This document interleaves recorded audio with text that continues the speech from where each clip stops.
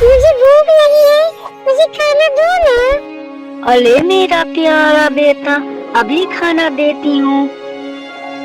लो मेरे प्यारे बेटे, लो खा लो खाना। टूनी चिड़िया अपने बेटे को खाना देने के बाद वो देखती है कि घर में भोजन नहीं है। अब उसको भोजन के लिए जंगल जाना पड़ेगा। अरे मेरे प्यारे बेटे, तुम खाना खा लिए? हाँ मम्मा, मैंने खाना खा लिया, मेरा पेट भर गया है। अरे मेरे प्यारे बेटे, अब तुम घर में ही रहना, मुझे जाना पड़ेगा जंगल में थोड़ा सा भोजन लेने के लिए। और जब तक मैं आ न जाऊँ तुम बाहर कहीं न जाना, घर के अंदर ही रहना। ठीक है मम्मा, तुम जाओ, मैं घर पे ही रहूँगा, मैं कहीं नहीं जाऊँगा बाहर।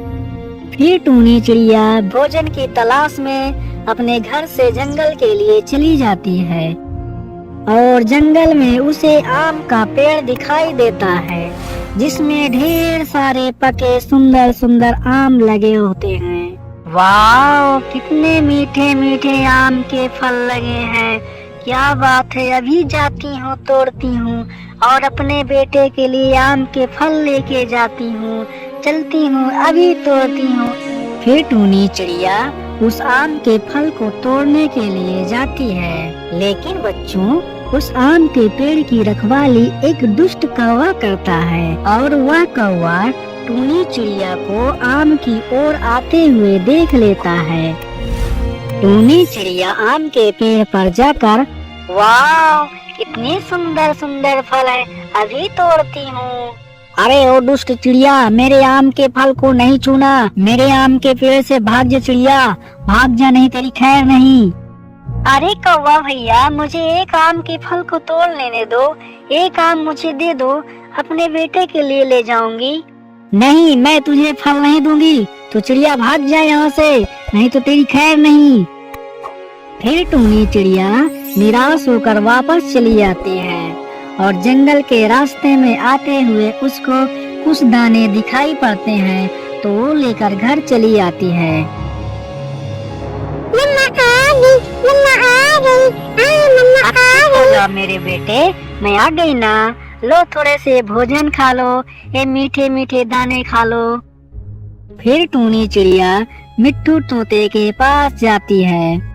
अरे तोते भाई, मैंने देखा एक जंगल में बहुत सुंदर सा आम का पेड़ है और उसकी रखवाली एक दुष्ट कौवा करता है। हाँ टूनी चिड़िया, मैंने भी जंगल में देखा है, एक बहुत सुंदर सा आम का पेड़ है जिसमें मीठे मीठे फल लगे हैं। तो चलो चलते हैं, उस आम के पेड़ से उस दुष्ट कौवे को भगाते हैं। चलो ठीक है चिड़िया, हम चलते हैं उस आम के पेड़ के पास, लेकिन सबसे पहले हम कबूतर के पास चलते हैं, उसको भी अपने साथ ले लेते हैं क्योंकि वो बहुत होशियार और चालाक भी है। ठीक है मिट्ठू भाई, जैसा तुम कहो, चलो कबूतर के पास चलते हैं। फिर टूनी चिड़िया और तोता कबूतर के पास जाते हैं। अरे कबूतर भाई, क्या कर रहे हो? कुछ नहीं तोता भाई, हम तो ऐसे बैठे हैं। अरे कबूतर भाई, क्या तुमने सुना है जंगल में बहुत सुंदर सा एक आम का पेड़ है जिसमें बहुत सुंदर सुंदर फल लगे हैं, लेकिन क्या करे भाई, उसके नीचे एक दुष्ट कौवा रहता है, वो आम किसी को तोड़ने नहीं देता है भाई कबूतर। ओहो, ये समस्या है आप लोगों की। चलिए ठीक है, इसका भी निस्तारा हम कर ही देते हैं।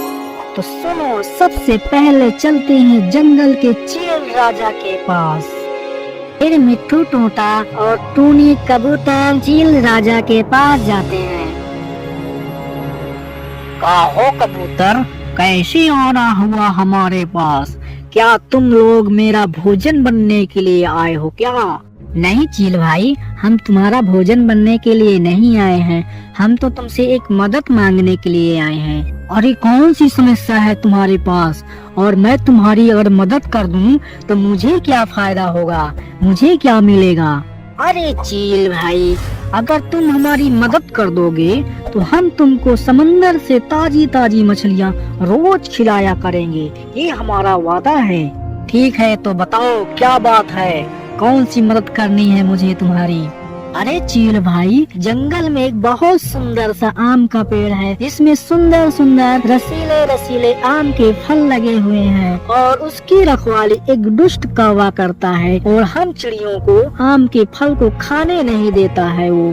तो अच्छा ये बात है, चलो उस दुष्ट कौवे को अभी मजा चखाता हूँ मैं। अरे जंगल के पेड़ पौधे पे तो सबका अधिकार होता है, उसमें किसी का पर्सनल अधिकार नहीं होता है। चलो उस दुष्ट कौवे को अभी मार के मैं खा जाता हूँ। फिर चील बहुत गुस्सा हो जाता है और चील और सभी पक्षी उस आम के पेड़ के पास आते हैं। चील उस कौवे को एक झपट्टे में अपने पंजे में दबाकर वहाँ से चला जाता है और वो आम का पेड़ जंगल के सभी पक्षियों का हो जाता है। तो बच्चों, वीडियो को लाइक कर दो और चैनल को सब्सक्राइब कर दो। मिलते हैं नेक्स्ट वीडियो में, तब तक के लिए टाटा पापा।